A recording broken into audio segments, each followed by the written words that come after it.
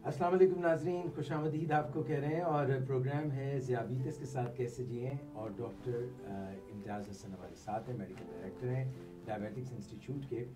और हम जो है पसे पर्दा पसे जो आपके सामने प्रोडक्शन आती है उससे पहले की कोई बात मैं कर रहा था तो एकदम मुझे इशारा मिला कि आपसे गुफ्तगू शुरू कर दी जाए। तो कुछ चीज़ों की इतनी आदत पड़ जाती है जब हम उनको रोज़मर्रा अपनी ज़िंदगी में लेके आते हैं तो फिर हमें उनके साथ एडजस्ट करना हमारी फितरत सानिया बन जाती है, हमारी सेकंड नेचर बन जाती है। डॉक्टर इम्तियाज़ हसन से इस बारे में मैं बात करूँगा और आपकी मुलाकात भी कराऊँगा। और बात जो मैं आज के प्रोग्राम में शुरू में करूँगा कि किस तरह से हम ऐसे कर लें कि हमारी जो डायबिटीज़ है वो ज़रा सी भी अगर हमारी blood sugar out of control हो तो हमें पता चल जाए और हम फितरत सानिया के तौर पे अपना रिएक्शन जो है हमारा वो ऐसा हो कि हम उसको फ़ौरन करेक्टिव मेजर्स की तरफ ले जाएं। डॉक्टर साहब अस्सलाम वालेकुम, आपको खुशामदीद कहते हैं प्रोग्राम में। Thank you for taking time out.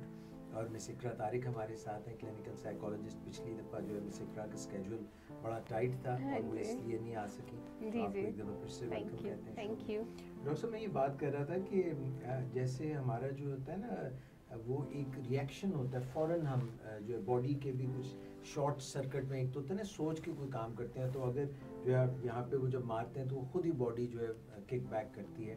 इस तरह से हम कैसे डायबिटीज़ में ऐसी कोई तालीम कर लें या ऐसे कोई अपने रिएक्शंस बना लें कि जो ही हमारी शुगर डगर से हटने लगे, जो ही हम हटने लगे अपने उससे ब्लड शुगर हाई हो तो हम उसको करेक्ट कर लें। जो डायबिटीज़ हम जो बीमारी या कंडीशन जिसको हम कहते हैं, ये थोड़ी सी एक जो फिजिशियन के लिए और जो मरीज़ के लिए या डायबिटिक फ़र्द के लिए एक मुश्किल चीज़ है। ये मान लेना चाहिए एक मुश्किल चीज़ है, अपहिल टास्क। हम तो ये कहते हैं जो शख्स अपनी डायबिटीज़ को कंट्रोल कर सके तो दुनिया का कोई भी काम कर सकता है। शेर को भी जो है वो पिछाड़ सकता है, वो माउंट एवरेस्ट भी सर कर सकता है, वो दुनिया का हर बड़ा काम कर सकता है, क्योंकि ये आपको डिसिप्लिन की उस राह पे ले आती है जहाँ पे डिसिप्लिन किसी भी चीज़ को हासिल करने के लिए तगो दो और डिसिप्लिन और मेहनत, ये बहुत स्मार्ट वर्क बहुत ज़रूरी होता है। अच्छा, डायबिटीज़ थोड़ी सी बीमारियों से थोड़ी सी एक मुख्तलिफ बीमारी है जिसको हम क्रॉनिक डिजीज़ कहते हैं। क्रॉनिक डिजीज़ हैं जो वक्त के साथ साथ थोड़े थोड़े अरसे, आप लंबे अरसे तक बंदे को इसके साथ ताहयात प्रोग्रेसिव क्रॉनिक डिजीज़। तो इसको मैं सादा लफ्ज़ों में कहता हूँ ये ठंडी बीमारी है। जी, ये ठंडी बीमारी है। ठंडी बीमारी इन सेंस कि ये आपको जैसे आप किसी को इंसान का गला ख़राब हो, बुखार हो, जोड़ में शदीद दर्द हो, अपेंडिक्स का दर्द हो गया, हार्ट का दर्द हो गया, फ़ौरन मेडिकल एड के लिए भागता है। ये ऐसी बीमारी नहीं है। इसकी कॉम्प्लिकेशन और तरह से हो सकती हैं, वेरी हॉट कॉम्प्लिकेशन हो सकती हैं, इमरजेंसीज हो सकती हैं, लेकिन इट्सेल्फ ये क्रॉनिक डिजीज इतनी स्लो प्रोग्रेसिव होती है कि इंसान को और इंसान का जो बॉडी है उसके साथ ट्यून अप हो जाता है। मसलन अगर आपका शुगर लेवल हाई रहता है तो आपका बॉडी ट्यून अप हो जाएगा हाई शुगर लेवल के साथ। द मोमेंट आप इसको कंट्रोल करने की कोशिश करेंगे तो वो रिएक्ट करता है, तो आपको प्रॉब्लम आती है।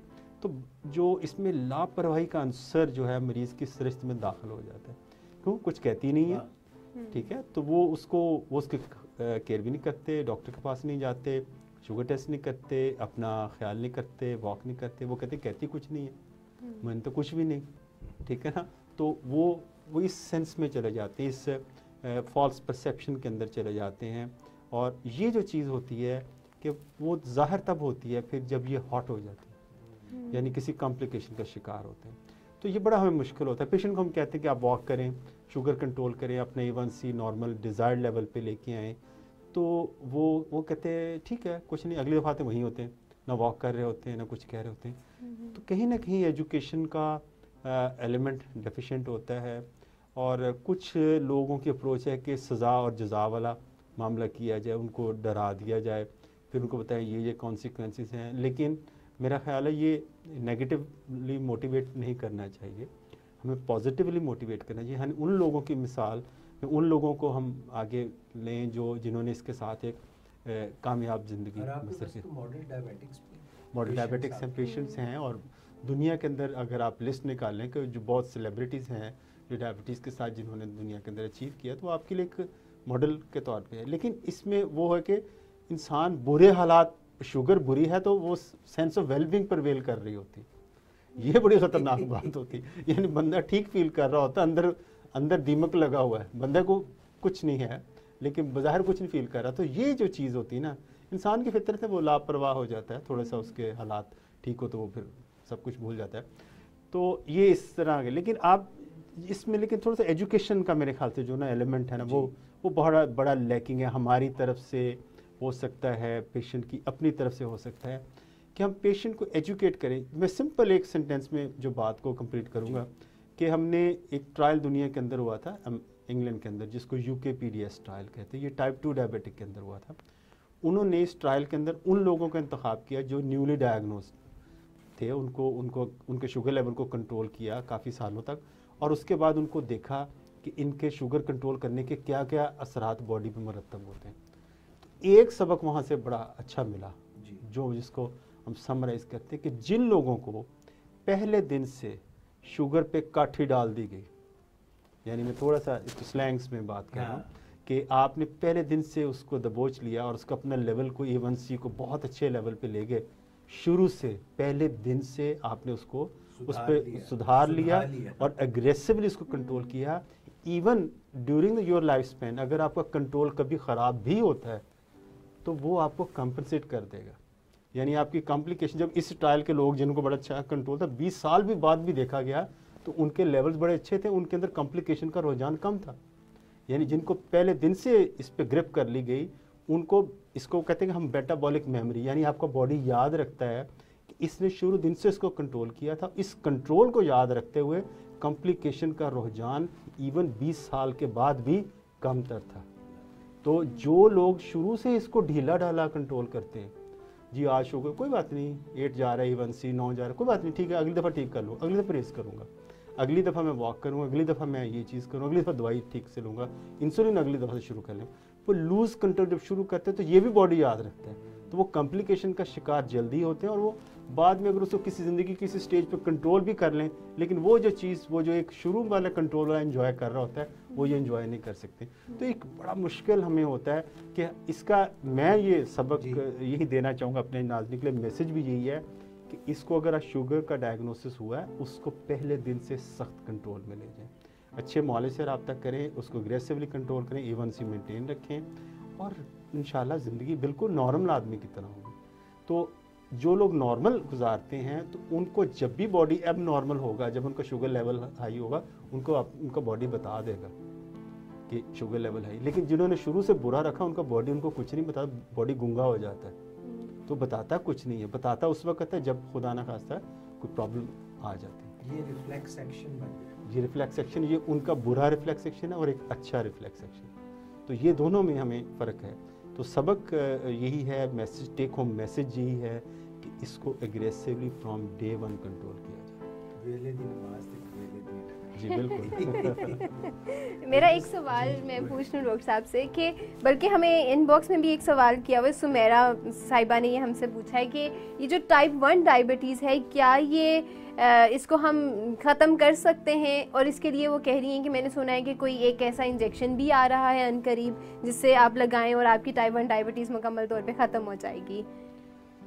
एक तो मंत्र भी है डॉक्टर साहब, इसमें एब्राकडाब्रा छू मंत्र, तो ये बीमारी एकदम गायब, ऐसा भी है। आप देखें, पता क्या, बाज़ औक़ात जो हमारी ख्वाहिशात है ना वो हमारे वो चीज़ों के ब्लॉग्स की शक्ल में नेट पे अपीयर होती हैं। हम जो सोच रहे होते हैं, बाज़ हम सोच रहे होते हैं ना कि वो जो है ना वो लोग कहते हैं जी इंशाल्लाह लड़का होगा, हैं, क्योंकि हमारी ख्वाहिश ये है, ठीक है ना। जब तावीज़ खोल के देखें ना डॉक्टर साहब तो उसमें लिखा होता है लड़का ना लड़की, तो उन्होंने कहा ये क्या लिख दिया पीर साहब को? तो उन्होंने कहा मैंने लिखा है कि क्या ख्वाहिश थी आपकी? उन्होंने कहा जी लड़के की। उन्होंने कहा मैंने लिखा है लड़का ना लड़की, जिसकी बेटी होगी लड़की होगी। तो तावीज़ खोला तो यही लिखा था। उसने कहा डॉक्टर एक ही लिखा है। उन्होंने कहा मैंने लिखा तो लड़का ना लड़की, मगर औलाद ही नहीं हुई। उन्होंने कहा मैंने तो लिख दिया था लड़का ना लड़की। तो हर तरफ से वो उसको सेव की थी। बाज़ औक़ात हमारी ख्वाहिशात हैं, ठीक, बड़ी अच्छी ख्वाहिश है, लेकिन मैं कहता हूँ कि जब साइंस के अंदर कोई भी जो तरक्की हुई, इन्वेंशन हुई है, ये इनोवेशन हुई है, वो ड्रीम से हुई है। एक ड्रीम देखा गया, एक ख्वाब देखा गया, चांद पे जाने का ख्वाब था, उसको पूरा किया गया। आप जब हम देखते थे, जेम्स बॉन्ड की मूवी देखते थे कि एक बंदा जहाज़ में बैठा, वो फ़ोन पे गाड़ी में नीचे जेम्स बॉन्ड से बात कर रहा है, तो हमें ये लगता था ये क्या, कैसे तार के कैसे हो सकता है, ये कैसे मुमकिन है एक गाड़ी से। लेकिन ये सारी चीज़ें मुमकिन है। तो किसी चीज़ को पहले एक ख्वाब के तौर पे परसीव किया जाए, ख्वाहिश को, और जो जब ये हो जाता है फिर इंसान उसके स्ट्रगल करता है। ठीक है, ये हमारी बड़ी अच्छी ख्वाहिश है कि टाइप 1 ख़त्म हो जाए। लेकिन टाइप 1 का क्योंकि बेसिकली वो ऐसी चीज़ है कि ऑटोइम्यून डिजीज़ है, बॉडी के आपके जो लेवल बे के सेल हैं वो जब एक लेवल उनका डिस्ट्रॉय हो जाते हैं तो वो उसको जो है वो डायबिटीज़ हो जाती है, उनके अंदर इंसुलिन नहीं बननी होती। हाँ, इस तरफ वो जो रुझान है कि टाइप 1 अभी बहुत इनिशियल स्टेज पे है। अभी आपके जो बॉडी सेल उस टाइप जो बीटा सेल्स को तबाह कर रहे हैं या ख़राब कर रहे हैं, उसके लिए कोई ऐसी दवा जो इजाद की जाए जो इम्यूनोसप्रेसेंट हो, जो उसको उस प्रोसेस को रोक दे, हॉल्ट कर दे, तो वो किसी हद तक उस प्रोसेस को इस तरफ काम हो रहा है। इस पे कोई चीज़ मार्केट नहीं की गई कि ये चीज़ है, तो वो उस एंटीबॉडीज़ को, उस इम्यून रिएक्शन को वो रोके, तो इस पे वो बात हो सकती। अगर हम ऐसे के छू मंतर वाली बात है कि हम उसको ऐसे का टीका लगाएं वो ख़त्म हो गई, ठीक है, अल्लाह करे, हमारी दुआ है कि ऐसी कोई चीज़ कल को आ जाए। कल आज से सिर्फ जो है तकरीबन कोई आप सोच लें कि 80-90 साल पहले इंसुलिन भी ख्वाब था, टाइप 1 का इलाज ही कोई नहीं था, इंसुलिन नहीं थी इस दुनिया के अंदर। जब दरियाफ्त हुई तो उसके अब बहुत सी 80 साल 90 साल के अंदर इतनी बड़ी प्रोग्रेस हो गई है, इंसान ने जंप लिया। उस वक्त की डॉक्टर साहब इंसुलिन थी, क्या वो उतनी अच्छी थी? नहीं, उतनी अच्छी नहीं थी, वो क्रूड फॉर्म थी उसकी, जो आपके जो गाय भैंस का जो लबलबा था वहाँ से निकाली गई थी, उसको क्रूड फॉर्म में लिया था। उसके अंदर इंटेजेनिसिटी भी थी, यानी उसके ख़िलाफ़ बॉडी रिएक्ट भी करता था, लेकिन कम से कम उससे ज़िंदगियाँ बचना शुरू हो गई थी। क्योंकि जिन लोगों ने उसको डिस्कवर किया उनको नोबेल प्राइज़ दिया गया, यानी इंसानियत की इतनी बड़ी खिदमत के जो है कि जिसको वो वेल डिज़र्व नोबेल प्राइज़ उनको मिला, जिनसे इंसानों की जानें बची हैं। तो आज भी टाइप 1, अगर उस ज़माने में टाइप 1 होते थे, वो 6 माह के अंदर उनके लाइफ स्पैन होता था, वो ख़त्म हो जाते थे, क्योंकि इलाज ही मौजूद कोई नहीं था। तो अल्लाह ताला ने, और यही हमें जो है कि उन्होंने भी इस चीज़ का ख्वाब देखा होगा, लेकिन ये आपको ये पता कि इंसुलिन एक्सीडेंटली डिस्कवर्ड हुई थी, वो तजर्बा कुछ और कर रहे थे, तो कुछ और ढूंढ रहे थे, कुछ और मिला। तो लेकिन क्योंकि जो साइंसदान है वो थोड़े से शक्की मजाज होते हैं, वो हर चीज़ पे शक करते हैं, ये क्या हुआ, क्यों, आंसर करते हैं आप, क्यों, क्या, कैसे, ठीक है। तो जब वो आप इसका जवाब ढूंढने की कोशिश करते हैं तो कोई ना कोई जवाब मिल जाता है। ठीक हो गया। अब मैं पूछ लूँ डॉक्टर साहब, एक केस है हमारे पास डायबिटीज़ का, छोटा सा सवाल है, मुख्तसर सा। रेहान है कराची से, कहते हैं कि HbA1c, what is this really? I've heard a lot about it. What is HbA1c? ये बुनियादी सी बात। हाँ, ये वैसे एक बड़ा बुनियादी सवाल है और इस मेरे ख्याल से हम बात करते भी रहते हैं, और मेरे ख्याल से हमारे जो नाजरीन हैं और हाजरीन हैं उनको भी पता होना चाहिए कि ये क्या टेस्ट, ये टेस्ट बड़ा इम्पॉर्टेंट है। यानी आप समझें कि बैकबोन है, अगर आप लैब टेस्ट की बात करें तो सबसे पहले ब्लड शुगर और A1c की बात हम करते हैं। सिंपली मैं इसको A1c कहूँगा, हीमोग्लोबिन A1c। इसकी जो बुनियाद है वो इससे हमें ये पता चलता है कि ये जो शख्स है इसका गुज़श्ता 3 से 4 माह के दौरान इसका ब्लड शुगर लेवल कंट्रोल में रहा या नहीं रहा।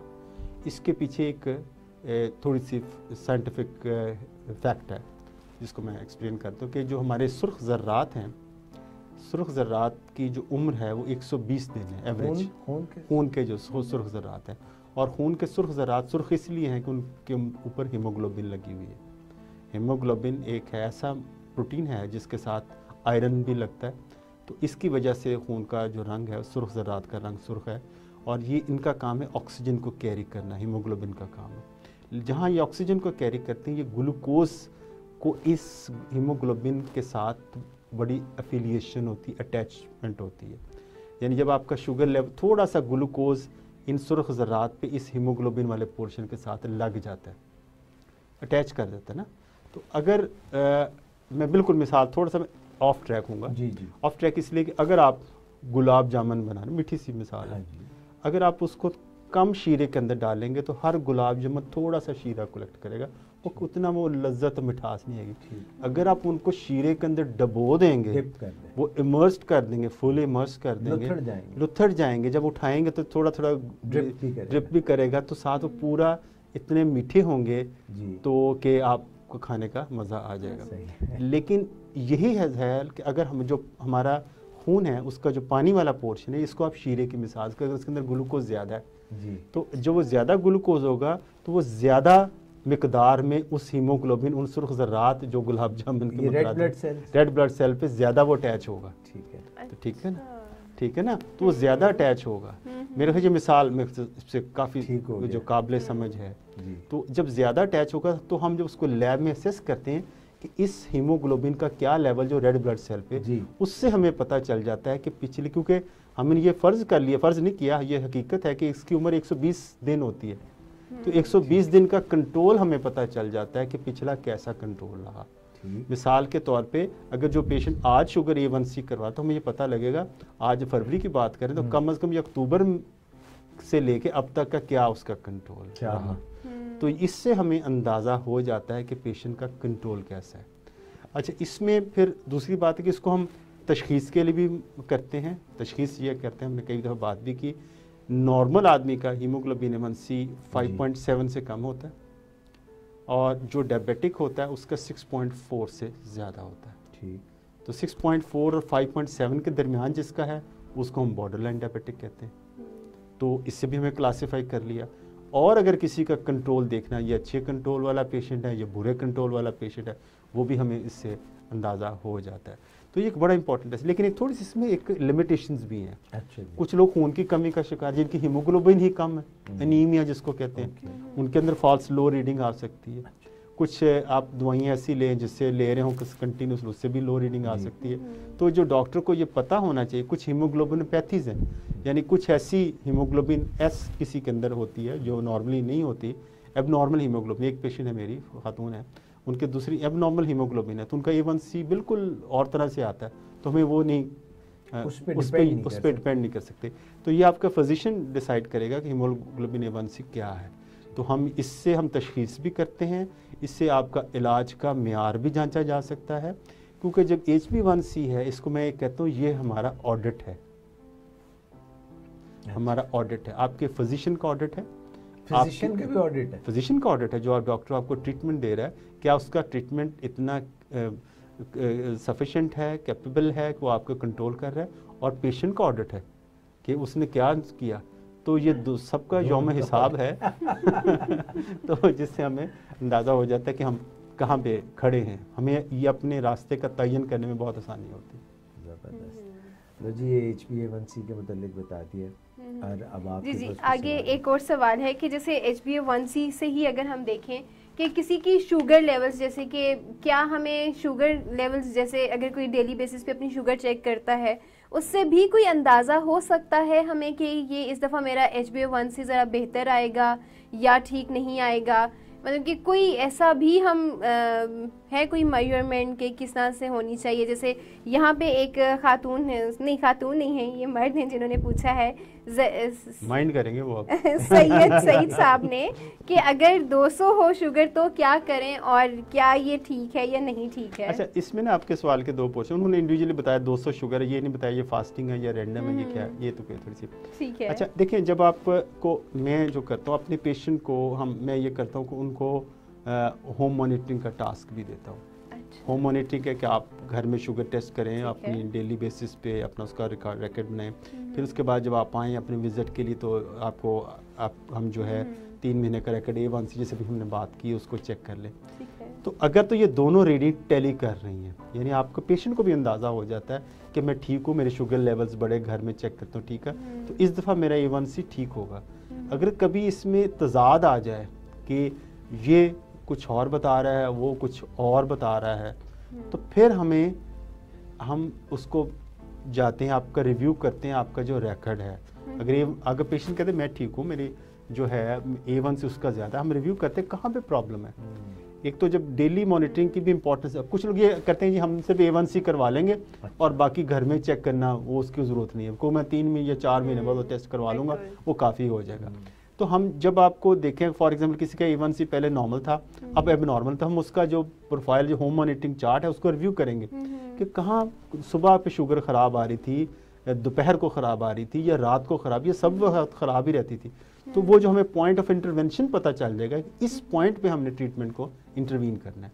तो ये दोनों they should go side by side, यानी आपका होम SMPG यानी सेल्फ मॉनिटरिंग ब्लड ग्लूकोज ये भी मॉनिटर होना चाहिए, और आपकी HbA1c भी चलता रहना चाहिए साथ साथ। देखें, ये ऐसे ही है डॉक्टर इम्तियाज़ जो आप बता रहे हैं कि जैसे वो अब यौम हिसाब की बात कर रहे हैं और एहतसाब की बात कर रहे हैं, तो अगर हम रोज़ाना की बुनियाद पे अपनी ब्लड शुगर चेक करेंगे, फास्टिंग क्या है, रैंडम क्या है, और वो बिल्कुल उल्टी फुल्टी है, यानी 250 है, 300 है, 350 है, और ब्लड शुगर फास्टिंग भी कोई 200 तक या 150 से ऊपर जा रही है, तो क्या ये फिर मुमकिन होगा कि उसका HbA1c सही आ जाए? नहीं, मुमकिन नहीं है। ये मुमकिन नहीं है। मुमकिन नहीं है कि उसके एक बंदे की ब्लड शुगर ख़राब है तो उसके A1c नॉर्मल आ जाए। फिर हम यहीं पे हमें शक पड़ता है, या तो जो उसकी टेस्टिंग टेक्निक ठीक नहीं है, लैब ठीक नहीं है, या कोई और उसको प्रॉब्लम है।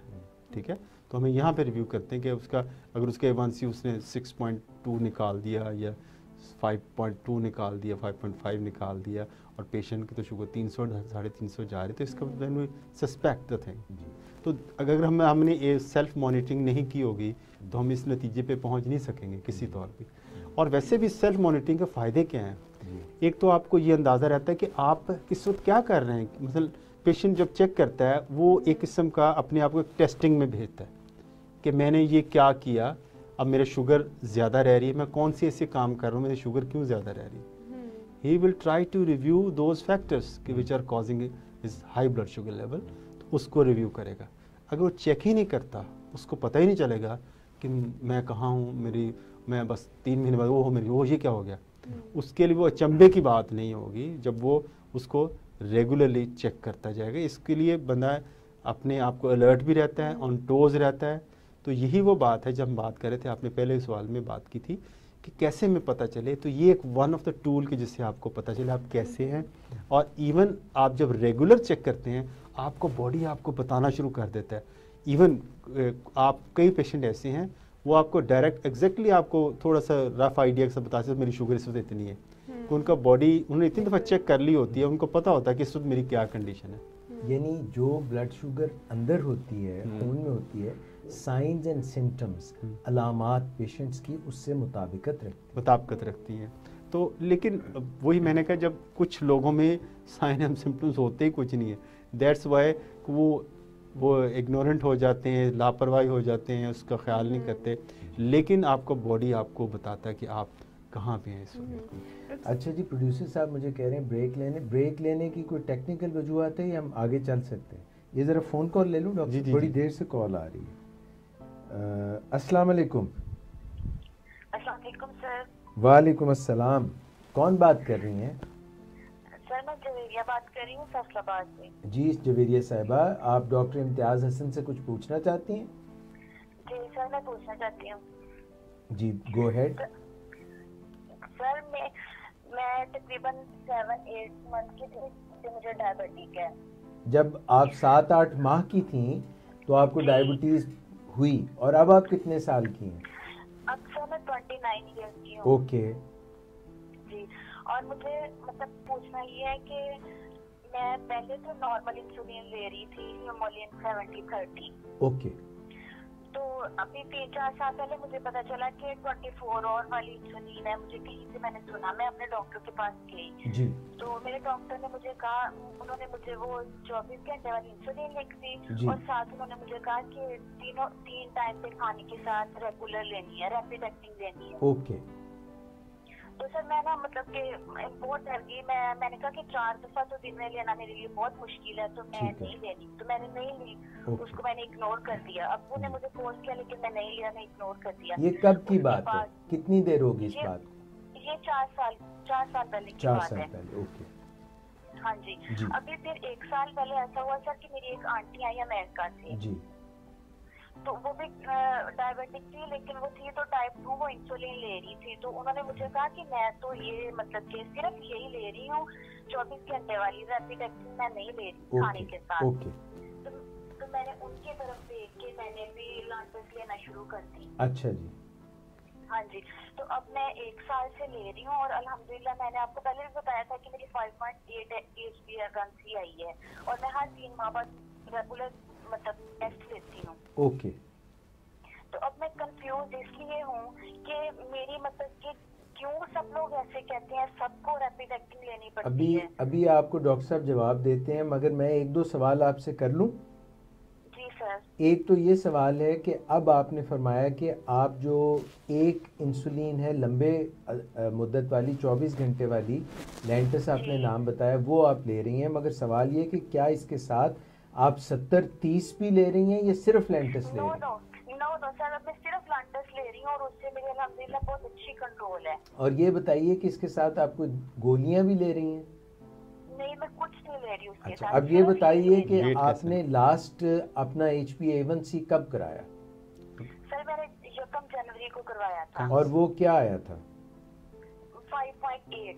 अच्छा, डॉक्टर साहब भी कहाँ कुछ से हुआ पूछना था? चाह रहे कहाँ हैं? से और वेट कितना है इनका? जी। एक तो वजन और दूसरा कहाँ से हुआ, कौन सी लैब से था, किस? हाँ, अच्छा, एक तो ये आपने देखना है कि जो लैब थी आपकी ये मुस्तनद थी, कितनी मुस्तनद थी, इस पे हम कितना भरोसा।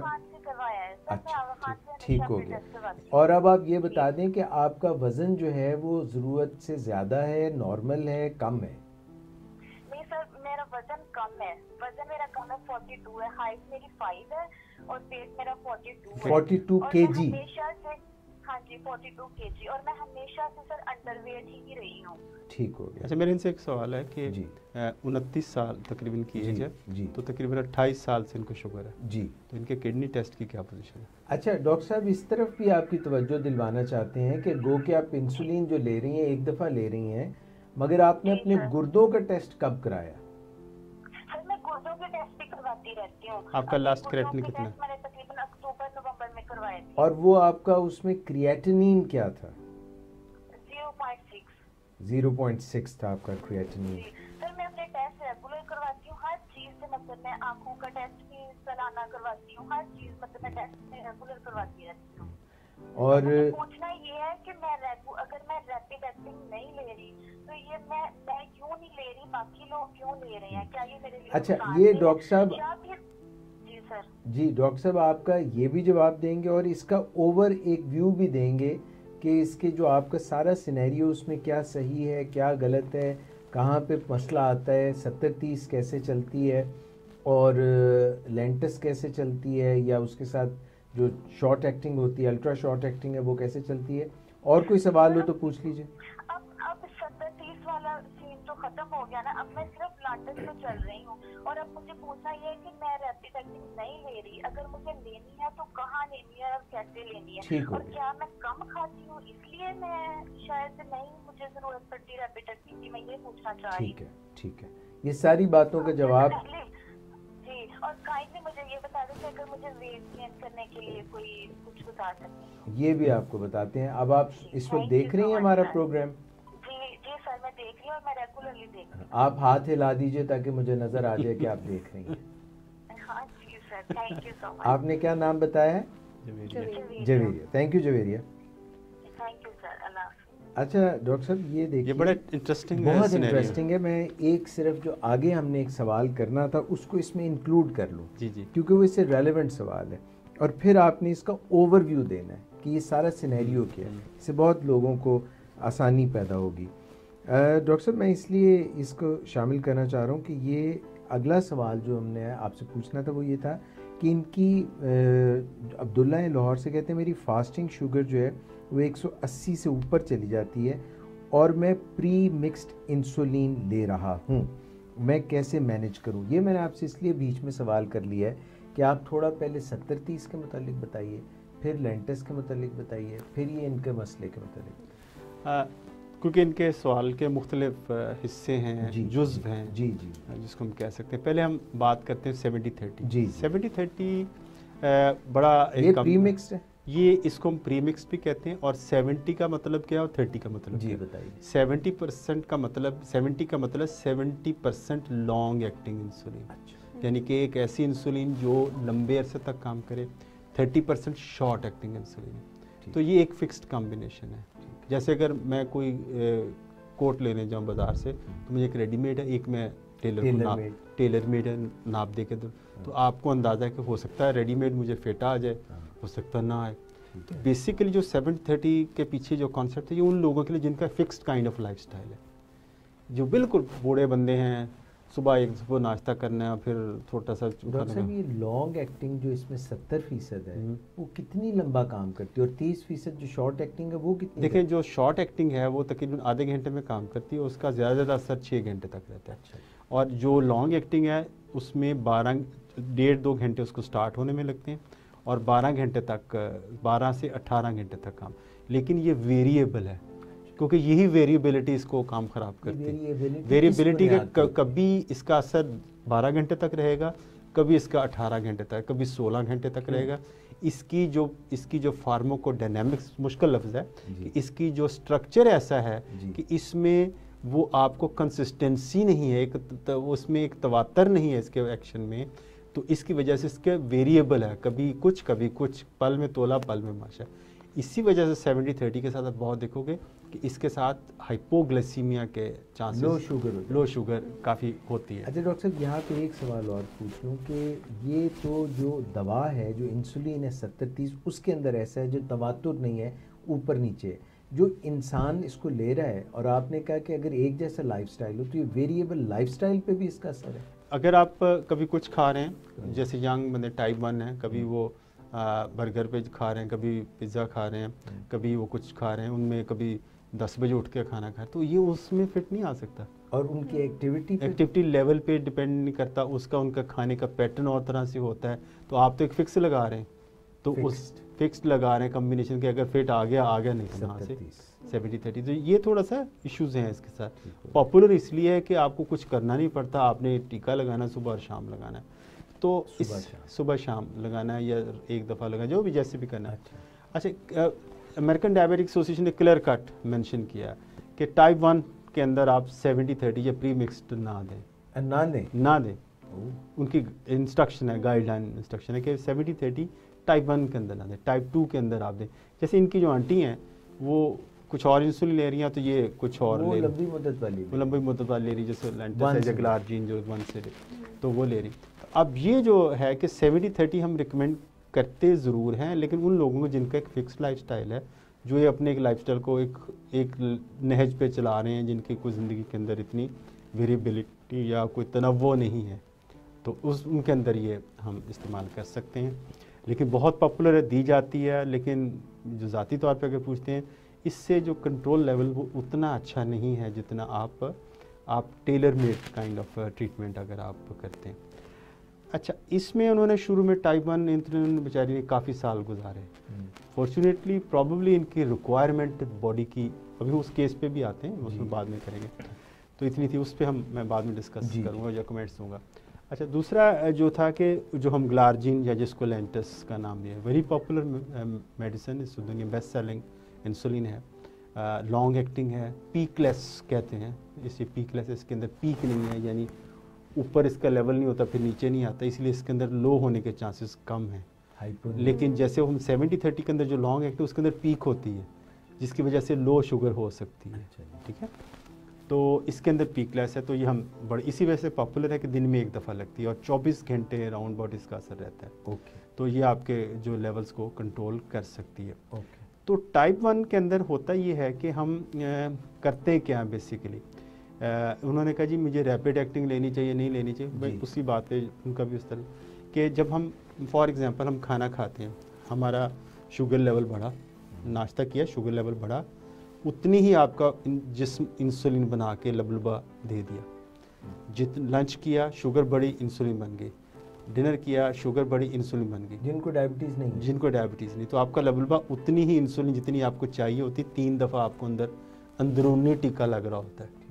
इस वक्त जैसे हम बैठे हुए हैं, हम खाना नहीं खा रहे, लेकिन हमारे अंदर कुछ ना कुछ इंसुलिन बन रही है, बुनियादी जिसको बेसल इंसुलिन कहते हैं। तो जब साइंसदानों ने सोचा कि टाइप 1 को या दूसरे लोगों को हम इस पर क्यों ना डाला करें लोगों को, कि उनको मील टाइम इंसुलिन या रैपिड एक्टिंग इंसुलिन जैसे हम खाने को कवर करें, और एक ऐसी इंसुलिन जो खाने के दरमियानी वक्फे को कवर करे। जब आप खाना नहीं खा रहे, ऑफिस में बैठे हुए हैं, कोई काम कर रहे हैं, कोई अपना ड्राइविंग कर रहे हैं, कुछ कर रहे हैं, तो आपके अंदर कुछ ना कुछ इंसुलिन का लेवल। तो इस ट्रीटमेंट प्लान को हम बेजल बोलस ट्रीटमेंट कहते हैं। बेजल से मतलब? बेजल से मतलब बेस या और बैकग्राउंड। बोलस? जैसे अगर आप किसी होटल में, रेस्टोरेंट में जाएं तो थोड़ा थोड़ा म्यूजिक चल रहा होता है, हमारे प्रोग्राम में भी चल रहा है बैकग्राउंड, इसको बैकग्राउंड इंसुलिन भी कहते हैं, थोड़ा थोड़ा, ठीक है ना। तो जब जो ही होकर इस म्यूजिक की लय एकदम तेज कर दी जाए तो ये बोलस इंसुलिन की तरह हो जाएगी, ठीक है ना।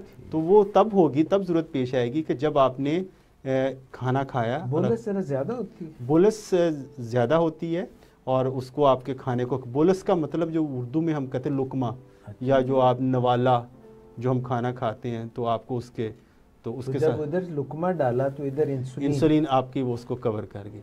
तो हम 3 अगर खाने खाते तो 3 दफ़ा रैपिड एक्टिंग लगानी पड़ेगी, 2 खाने खाते तो 3 टीके प्लस 1 बेजल, ठीक है। तो इसीलिए वो ये जवेरिया परेशान थी कि 4 दफ़ा टीका लगता था कि 3 खानों के साथ और 1 बेजल लगता। मगर ये सही तरीका है? ये आइडियली मतलब जो टाइप 1 को इसी तरह ट्रीट करना चाहिए, इसी तरह के बेजल बोलस ट्रीटमेंट। और बहुत सारे लोग जो टाइप 2 भी हैं उनको भी हमने इस पे डाला होता है, जिनका शुगर लेवल कंट्रोल नहीं आता, उसको हम डालते हैं। बेजल बोलस को गोल्ड स्टैंडर्ड भी कहा जाता है। अच्छा। कि ये आप किसी भी इलाज का गोल्ड स्टैंडर्ड है, ठीक है। अच्छा, अब हम इसके तरफ आते हैं कि इनका जो है कि इनका गुजारा कैसे हो रहा है बेजल? बेसिकली 2-3 चीज़ें इनके फैक्टर्स हैं। एक तो इनका जो मील इनटेक, वो बता रही मैं खाती कम हूँ, 42 केजी है वजन, और 42 केजी वजन है। और आप सोचें एक बंदा 27 साल से वजन बढ़ाना 29 साल की है, 29 साल की है, तो 28 साल से एक इंसुलिन ले रहा हो बंदा,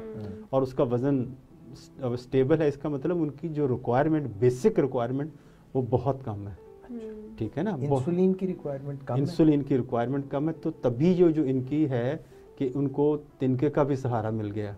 तो अगर हम आइडियल सिचुएशन में जाएंगे तो आपको रैपिड एक्टिंग लेनी पड़ेगी, लेकिन इनका क्योंकि A1C अच्छे कंट्रोल में है, इनका शुगर लेवल भी ठीक रहता है और एक शॉट के साथ ठीक रहता है। इसका बेसिकली इसकी वजह इनका रिक्वायरमेंट काफ़ी कम है। अच्छा, अगर ये फॉर एग्जांपल किसी पार्टी में जाती हैं, कोई खाना खाती हैं, अगर आप चाहते हैं तो जो कोई भी जो मेजर मील होगा उसके साथ रैपिड एक्टिंग ले सकती हैं ये, ठीक है ना। अभी उसको ना लें अगर इनका A1C कंट्रोल में जा रहा है, शुगर लेवल कंट्रोल, प्रॉब्लली उसके साथ रैपिड एक्टिंग लेने से इनको हाइपोग्लाइसीमिया होगा, लो होगा। तो बेसिकली इनकी रिक्वायरमेंट काफ़ी कम है, तो इसकी वजह से इनके अंदर जो बेजल इंसुलिन वो काम कर रही है। 70-30 के लेंगे हाइपो होगा, रैपिड एक्टिंग लेंगे उससे भी हाइपोग्लाइसीमिया होने के चांसेस ज़्यादा हैं। लेकिन अगर कोई मेजर मील लेते हैं, खाना खाते हैं, तो उनको फिर रैपिड एक्टिंग के चंद यूनिट ले सकती है। डॉक्टर साहब वज़न कैसे बढ़ाएं? अब ये आप देखें 42 केजी में अगर रफ एस्टिमेट करूँ तकरीबन 42, 84 और ये 90 को पाउंड बनता है और वज़न बढ़ाना। वैसे मैं ज़ाती तौर पे इसके खिलाफ कि ये वज़न बढ़ाने का सोचें। अच्छा, हाँ, लोग तो लाखों रुपए खर्च करके वज़न कम कर रहे हैं, तो ये वज़न बढ़ाने का सोच रहे हैं।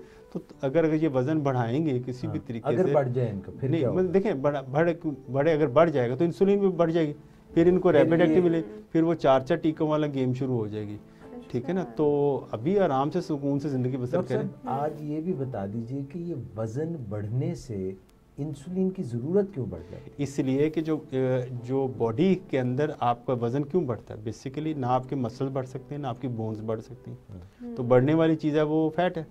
अच्छा, फैट ही बढ़ती है। जब आपका वज़न बढ़ता है या कम होता है तो फैट बेसिकली कम हो रही होती है। तो जब फैट ज़्यादा होगी बॉडी के अंदर तो आपको उसको इंसुलिन रेजिस्टेंस प्रोड्यूस करेगी। आप फॉर एग्जांपल एक आदमी थिन स्लीक सा है, उसको 10 यूनिट देते हैं इंसुलिन के तो उसकी शुगर 100 या 200 नीचे आ जाती। अगर एक मोटा बंदा उसको देंगे 10 यूनिट देंगे, उसको 10 मिलीग्राम नीचे आएगी उसकी शुगर। तो इसका मतलब वो एफिकेसी में इंसुलिन की फ़र्क पड़, सेल्स जो है वो कोई इंसुलिन ज़ाया कर देते हैं? ज़ाया नहीं करते। देखिए आपके लिवर में फैट आती है बेसिकली, आपका वहाँ पे भी जो है, और पेरिफेरल टिश्यू फैटी लिवर है, पेरिफेरल टिश्यूज़ के अंदर फैट है।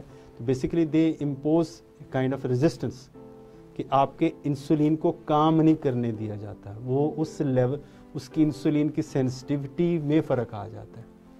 यानी अगर आप 1 यूनिट का फ़र्क डालें तो अगर मोटे बंदे के अंदर और रिस्पांस होगा और एक थिन बंदे के अंदर और होगा जिसके अंदर फैट बहुत कम है, तो ये दोनों में फ़र्क पड़ जाता है। तो मेरा ज़ाती ख्याल है कि इनको अपने वज़न के बारे में फ़िक्रमंद होना छोड़ दें।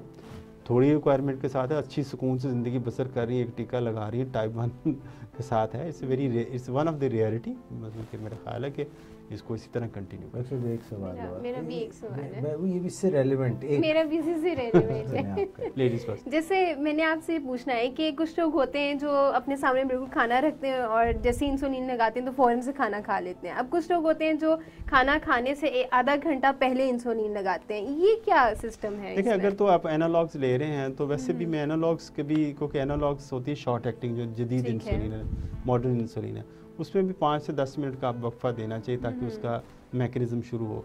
लेकिन ये एक बड़ी मिथ है, मिसकॉन्सेप्शन है। अब अगर आप रेगुलर इंसुलिन ले रहे हैं या 70-30 इंसुलिन ले रहे हैं जी, इधर खाना सामने आएगा तो फ़ौरन इंसुलिन लगा लेनी है और उसके बाद हमने खाना फ़ौरन खाना शुरू कर देना। वो खाना है कोई खुदा न खासा को ब्लास्ट तो नहीं होने लगा कि वो हो जाएगा। तो देखिए मैं ये कहता हूँ कि आप जो है कि एक फॉर एग्जांपल किसी का बंदे का घर जो है शुहपुरा में है, वो लाहौर से चलता है, तो मैं उसको कहूँ जी आप मेरे वो क्लिनिक से बाहर निकले, मैं उसको कॉल करूँ आप शुहपुरा पहुँच गए, वो कहेंगे डॉक्टर साहब का थोड़ा से हिल गए हैं कि भाई मुझे वो जाने में 2 घंटे 1.5-2 घंटे लगेंगे। तो इसी तरह इस इंसुलिन को अपनी मंजिल पे पहुँचने में आधा घंटा कम से कम तो चाहिए, ठीक है ना।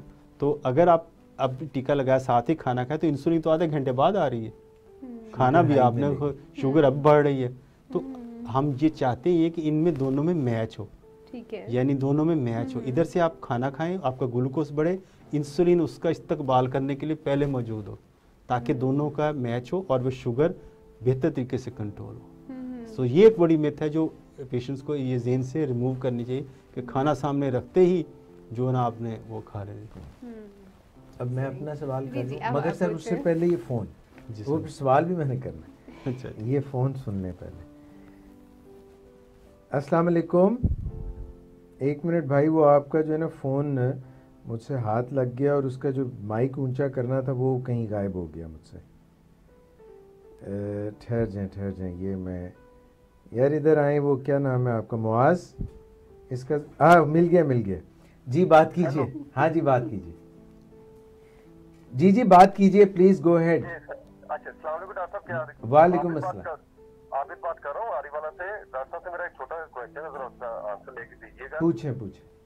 अच्छा डॉक्टर साहब से मेरी A1C टाइप 2 A1C 5.5 एक वक्त, ओके, ठीक है, और एक ही टैबलेट पर हूँ जोलेट plus 15/500।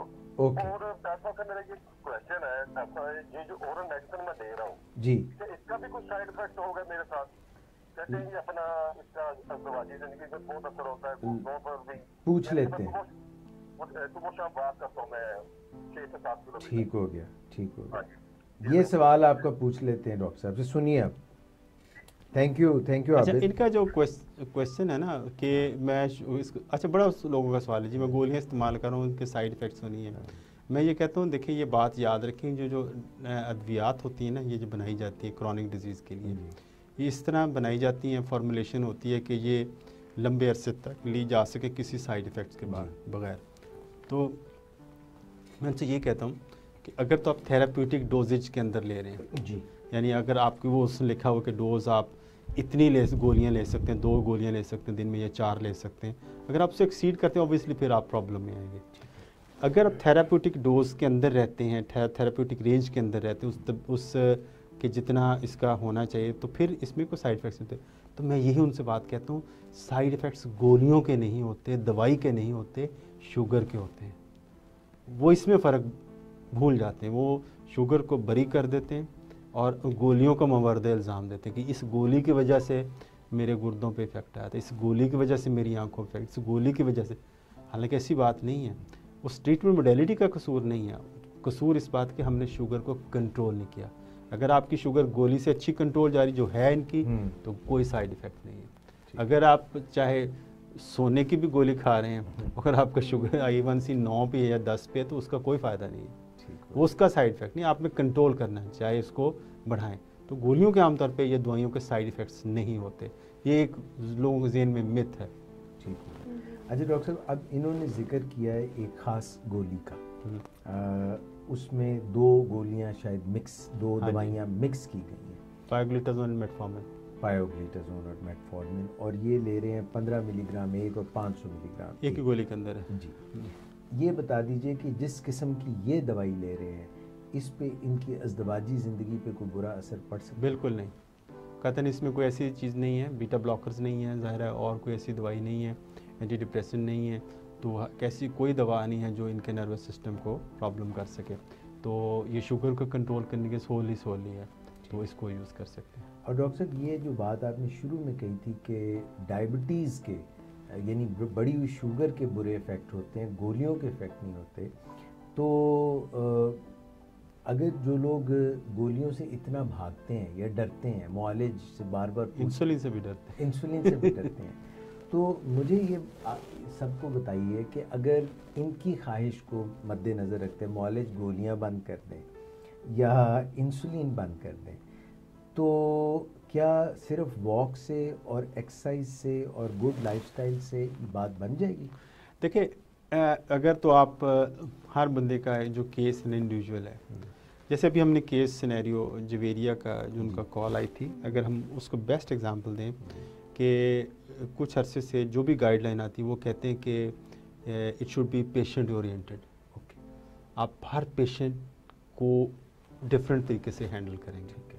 You can't put every patient on different strokes for different folks. Yes, ये होना चाहिए, सेम स्ट्रोक के साथ नहीं जा सकते, क्योंकि हर पेशेंट डिफरेंट है, उसके जेनेटिक बैकग्राउंड क्या है, उसका वेट डिफरेंट है, उसकी कंडीशन, खाने पीने की आदत डिफरेंट है। तो ये बड़ी अच्छी अप्रोच है जिसको हम इंडिविजुअलाइज अप्रोच कहते हैं। तो अगर जो गाइडलाइन के तहत जाते हैं, जी कोई कहता है जी मैंने सिर्फ डाइट से एक्सरसाइज से कंट्रोल करना है, करें, लेकिन जो आपकी गाइडलाइन वो कहती है नहीं, मेटफॉर्मिन को ऐड कर लें। उनके पीछे भी एक लॉजिक है कि 50% जब मैंने रूल ऑफ 50 हमने डिस्कस किया था एक पहले प्रोग्राम में, कि 50% लोगों के अंदर जब उनको शुगर हो जाती है आज पहले, तो कुछ ना कुछ उनके अंदर कॉम्प्लिकेशन होती हैं जन्म लेके। तो उन कॉम्प्लिकेशन को डे 1 से जब हमने आज बात की कि पहले दिन से उसको स्ट्रिक्टली हैंडल करें, तो उसके लिए हमें एग्रेसिव होना पड़ेगा। ठीक, तो मेटफॉर्मिन का यूज़ है, अगर आपको इंटॉलरेबिलिटी है तो वो अलग बात है, उसको हम और कर सकते हैं कि उसका साइड इफ़ेक्ट आ रहा है तो उसको हम चेंज कर सकते हैं।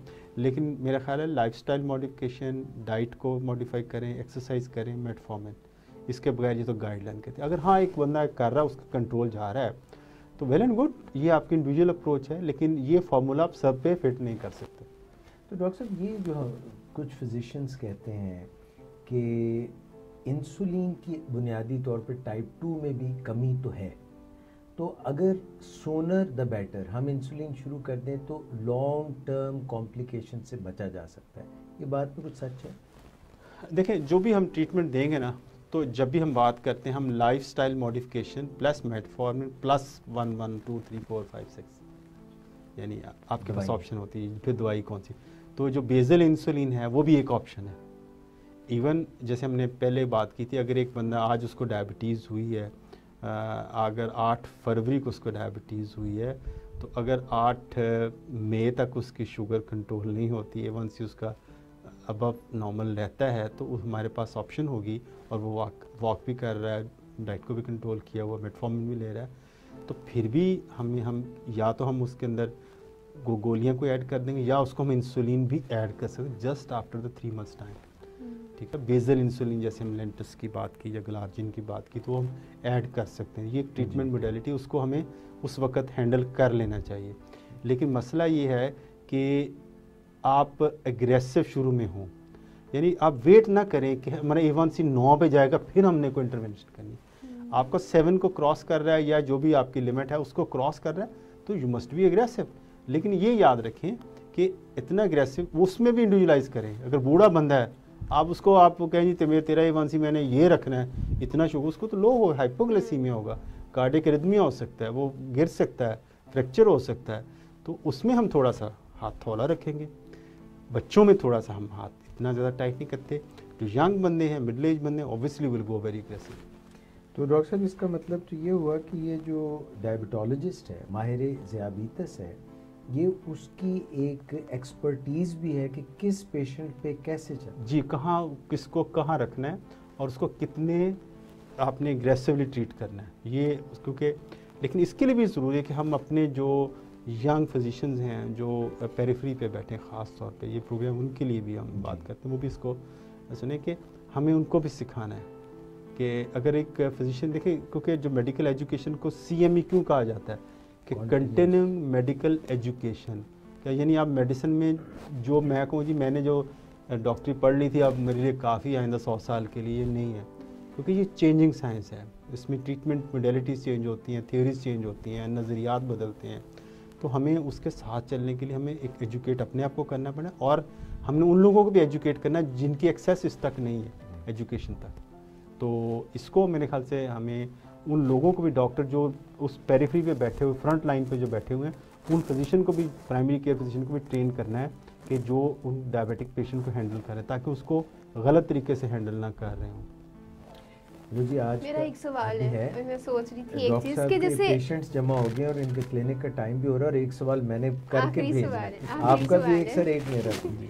अच्छा, मैं ये सोच रही थी कि 8 माह का बच्चा तो बहुत छोटा होता है, जैसे इस केस में उन्होंने कहा कि मुझे 8 माह में डायबिटीज हो गई डायग्नोज, पता कैसे चलेगा 8 माह के बच्चे का, मतलब कि वो तो कैसे खुद को, देखिए एक तो बच्चा देखिए अगर बगैर किसी वजह के कमज़ोर होता जा रहा है, ठीक है, और दूसरा ये कि आम तौर पे ऐसे बच्चों में प्रॉब्लम के साथ आते हैं, कीटोसिस के साथ हो जाते हैं। यानी ये बच्चा हो सकता है जो बच्ची हो छोटी सी और या इनको शुगर लेवल काफ़ी हाई हो गया हो, बेहोशी की तरफ हो रही हो, डिहाइड्रेशन हो गई हो, सांस उनका और तरह से कीटोसिस की वजह से उनके इमरजेंसी में गए हो, तो वहाँ पे डिस्कवर होता है। तो क्योंकि ये टाइप 2 की तरह इतनी स्लो स्मोल्डरिंग डिजीज़ नहीं होती जितनी वो आप टाइप 1 बड़ी एग्रेसिव डिजीज़ होती है, वो अपना पता बता देती है कि मैं हूँ, तो इसमें कोई इतना मुश्किल नहीं होता। लेकिन थोड़ा सा अगर आप बाद बच्चे होते हैं वॉमिटिंग कर रहे होते हैं कंटिन्यूसली, कीटोन हाई होने के वॉमिटिंग कर रहे होते हैं, बुखार थोड़ा सा चढ़ा, उनके सांस ख़राब हो गया, निमोनिया के लिए ट्रीट कर रहे होते, तो बाकी टेस्ट होते तो पता चलता है कि इनका शुगर लेवल भी है, शुगर भी है। इसी पेशेंट की बात सर, जवेरिया की आखिरी बात वो ये कि ये आपने जिस तरह इन्होंने बताया कि 8 माह की उम्र में इनको हो गया, और टाइप 1 में आप बात कर रहे थे कि वो एंटीबॉडीज़ वाली बात, और वो लबलबे के जो सेल हैं, बीटा सेल्स हैं जो इंसुलिन बनाते हैं, उनके ख़िलाफ़ वो अपनी क़ुव्वत मुदाफ़त वाली एंटीबॉडीज़ असर करती हैं।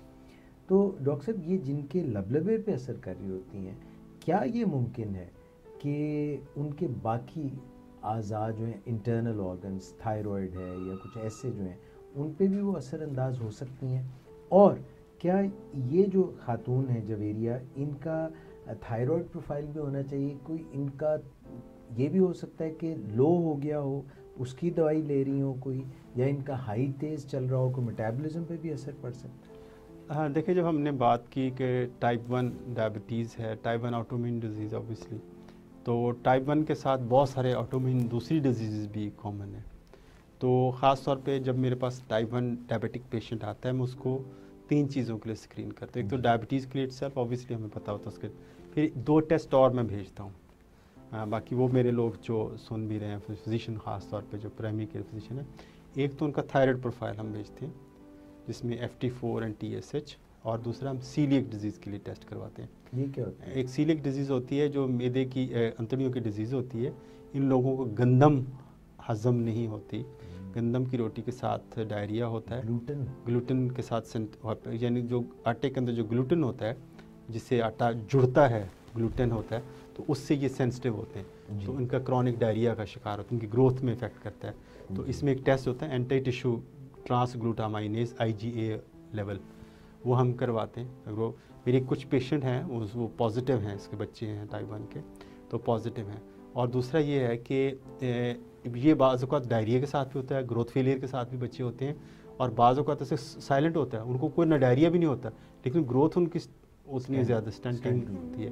तो उसको हमें ये 3 टेस्ट तो हम A1C उनका करवाते हैं टाइप 1 वालों का, उनका थायराइड प्रोफाइल करवाते हैं, और सीलिक डिजीज़ स्क्रीनिंग ज़रूर करवाते हैं। ये होनी चाहिए।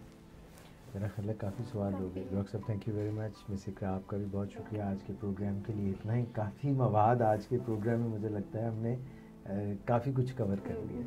तो आप लोगों के पूछने का, फ़ोन करने का, इसमें इंटरेस्ट लेने का बहुत शुक्रिया, क्योंकि प्रोग्राम जो है ज़ियाबीतस के साथ कैसे जिए डॉक्टर मोहम्मद इम्तियाज़ हसन से पूछिए। इसके साथ ही इंशाल्लाह फिर हाज़िर होंगे जुमेरात को। अपना ख्याल रखिएगा। अल्लाह हाफ़िज़।